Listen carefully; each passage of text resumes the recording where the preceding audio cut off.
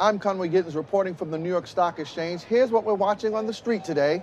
Stocks ended in mixed fashion. The Dow closed over 80 points higher, but the Nasdaq closed down by 0.3%, and the S&P 500 also closed lower by 0.3%. This comes as investors digest the latest Fed decision. The central bank held rates steady for the sixth meeting in a row, saying the U.S. has not made enough progress on inflation.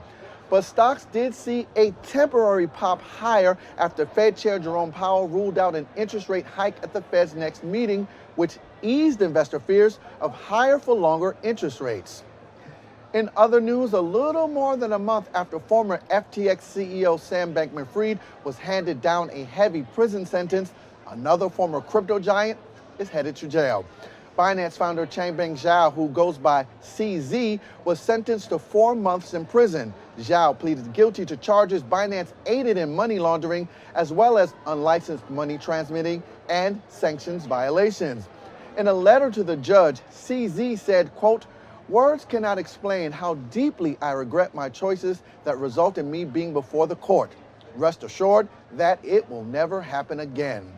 Binance has also agreed to pay more than $4 billion in fines and penalties, and CZ himself has agreed to step down as CEO.